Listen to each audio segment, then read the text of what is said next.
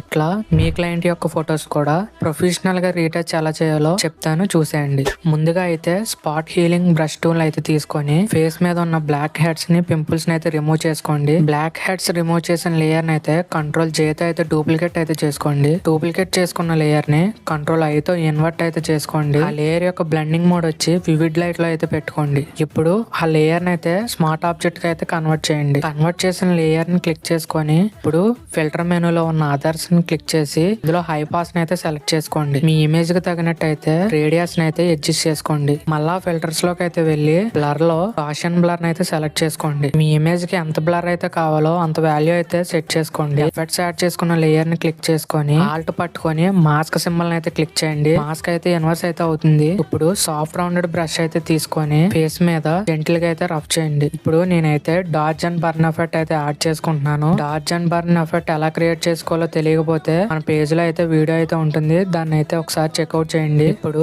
Control shift Alt ఈ నొక్కితే అన్ని లేయర్స్ అయితే మెర్జ్ అయ్యి ఒక లేయర్ అయితే వస్తుంది. దానికైతే కెమెరా రా ఫిల్టర్ అయితే యాడ్ చేసుకోండి. యాడ్ చేసుకున్నాక బేసిక్ కరెక్షన్స్ అయితే చేసుకోండి. ఫర్దర్ గా వచ్చే ఇట్లాంటి వీడియోస్ మీరు మిస్ అవ్వకుండా ఉండాలంటే మన పేజ్ ని అయితే ఫాలో చేసి ఈ వీడియోని అయితే సేవ్ చేసుకోండి. Thank you.